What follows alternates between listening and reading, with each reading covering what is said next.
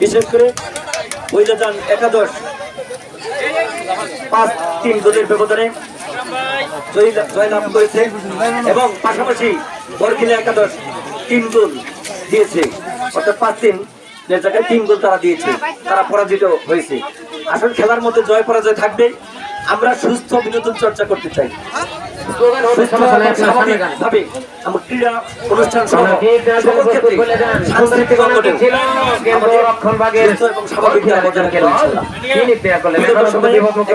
সরকার ক্ষমতায় ছিল,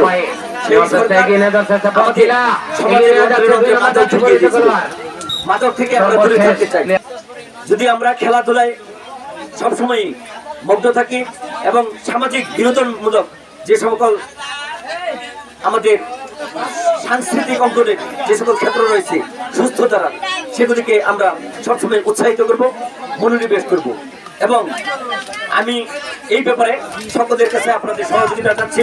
আগামী দিনে ফুলবাড়ী উপজেলা উন্নয়ন অগ্রযাত্রা এবং নিরাপত্তা ও বৈষম্যহীন একটা ফুলবাড়িয়া গড়ে উঠবো ইনশাল্লাহ।